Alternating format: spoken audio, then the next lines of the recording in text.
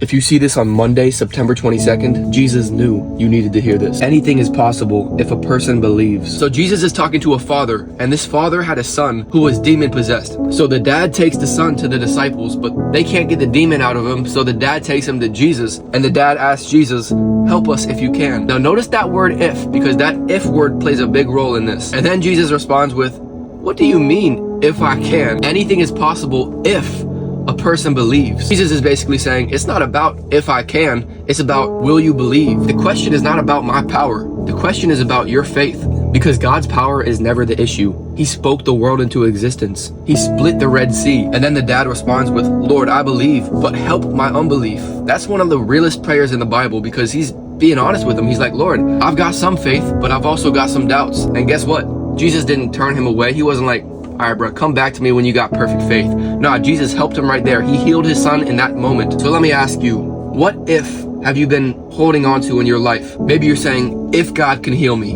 if God can bring me out of this, if God can open that door, if God can do this and do that. So I challenge you to bring it to him today. Because Jesus said you could have faith as small as a mustard seed, and you could move mountains with that. So just bring it to him. Even if your faith feels shaky, even if you have more questions than you have answers, pray that simple prayer that father prayed. Lord, I believe, but help my unbelief. Because God's not looking for your perfection. He's just looking for your surrender. Can I get an A? Man!